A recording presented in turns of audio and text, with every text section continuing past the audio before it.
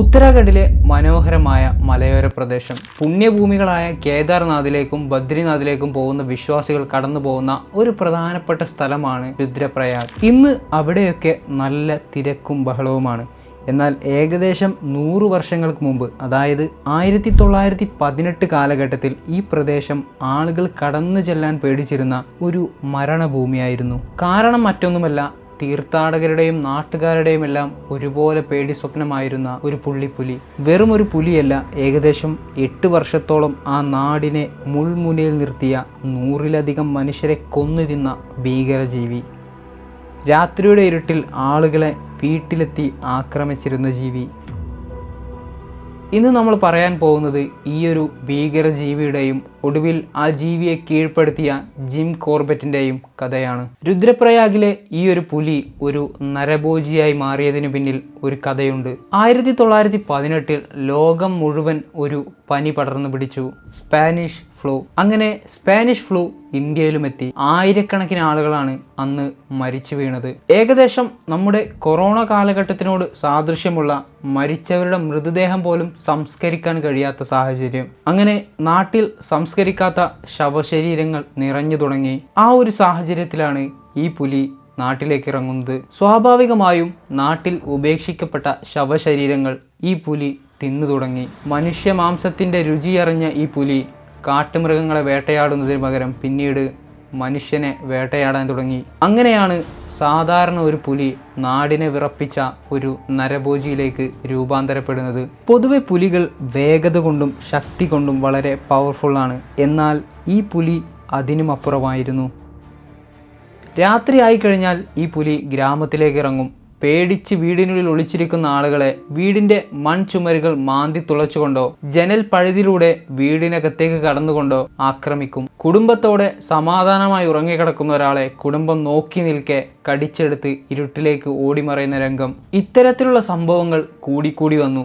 അങ്ങനെ നാട്ടുകാരുടെ മുഴുവൻ സമാധാനവും നഷ്ടപ്പെട്ടു. മാത്രമല്ല അതുവഴിയുള്ള തീർത്ഥാടകരുടെ യാത്രകളും അവസാനിച്ചു തുടങ്ങിയിരുന്നു. വൈകുന്നേരമായാൽ പിന്നെ ആരും പുറത്തിറങ്ങാതെയായി. വീടിനുള്ളിൽ പോലും രക്ഷയില്ലാത്ത അവസ്ഥ. വാതിലുകൾക്ക് പുറകിൽ വലിയ കല്ലുകളും മരത്തടികളുമൊക്കെ വെച്ചായിരുന്നു ആളുകൾ രാത്രിയെ നേരം വെളുപ്പിച്ചിരുന്നത്. ഈ പുലിയുടെ ആക്രമണം ഇത്തരത്തിൽ വർഷങ്ങളോളം നീണ്ടുനിന്നു. പുലിയെ പിടിക്കുന്നതിന് വേണ്ടി ബ്രിട്ടീഷ് ഗവൺമെൻറ് ഒരുപാട് വേട്ടക്കാരെയും അയച്ചു. മാത്രമല്ല പുലിയെ കൊല്ലുന്നവർക്ക് വലിയ പാരിതോഷികങ്ങളും പ്രഖ്യാപിച്ചു. ഇതുകൂടി ആയപ്പോൾ ആളുകൾ പലയിടത്തും കെണികൾ വെച്ച് തുടങ്ങി. പക്ഷേ പുലി അതിലൊന്നും വീണില്ല എന്ന് മാത്രമല്ല, ആളുകൾ വെച്ച വിഷം കലർത്തിയ ഭക്ഷണങ്ങൾ പോലും പുലി തൊട്ടു നോക്കിയത് പോലുമില്ല. ഇത്തരത്തിൽ ഏകദേശം 8 വർഷത്തോളം ആളുകൾ പുലിയുടെ ആക്രമണത്തിലൂടെ കടന്നുപോയി. അന്നത്തെ ഗവൺമെൻറ് പുറത്തുവിട്ട കണക്കനുസരിച്ച് ഏകദേശം 125ഓളം ആളുകൾ പുലിയുടെ ആക്രമണത്തിൽ കൊല്ലപ്പെട്ടിരുന്നു. എന്നാൽ യഥാർത്ഥത്തിലുള്ള കണക്ക് അതിലും കൂടുതലായിരുന്നു. ഒടുവിൽ ഒരുപാട് നരഭോജികളായ ടൈഗേഴ്സിനെ ഇല്ലാതാക്കിയ ബ്രിട്ടീഷ് ഇന്ത്യൻ ഹണ്ടർ ആയിരുന്ന ജിം കോർബറ്റ് തന്നെ പുലിയെ പിടിക്കാൻ ഇറങ്ങി. പക്ഷേ അന്ന് വരെ ജിം കോർബറ്റ് കണ്ടതിൽ വെച്ച് ഏറ്റവും ബുദ്ധിയുള്ള ഒരു പുലിയായിരുന്നു ഇത്. കാരണം മനുഷ്യന്റെ സ്വഭാവങ്ങൾ വ്യക്തമായി പഠിച്ച ഒരു പുലിയായിരുന്നു ഇത്. കുറെ മാസങ്ങളോളം നാട്ടിലും കാട്ടിലും പുലിയുടെ കാൽപ്പാടുകൾ നോക്കി നടന്നു. പലപ്പോഴും അദ്ദേഹത്തിന്റെ തൊട്ടടുത്തുകൂടി വരെ പുലി കടന്നുപോയിരുന്നു. ഒരു വേട്ടക്കാരനും വേട്ടമൃഗവും തമ്മിലുള്ള ഒരു യുദ്ധം തന്നെയായിരുന്നു അത്.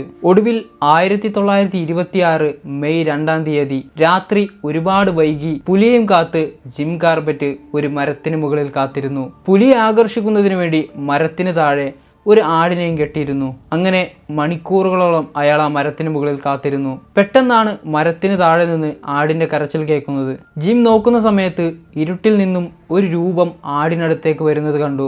പുലി ആടിനെ ആക്രമിക്കാൻ വേണ്ടി ചാടുന്നതിന്റെ തൊട്ടടുത്ത നിമിഷം കോർബറ്റിന്റെ തോക്കിൽ നിന്നും വെടിയുണ്ട പാഞ്ഞു. 8 വർഷം നീണ്ടുനിന്ന ഭീതി നിറഞ്ഞ ദിവസങ്ങൾക്ക് അവിടെ ഒരു അവസാനമായി. ആളുകളെല്ലാം ഓടിയെത്തി.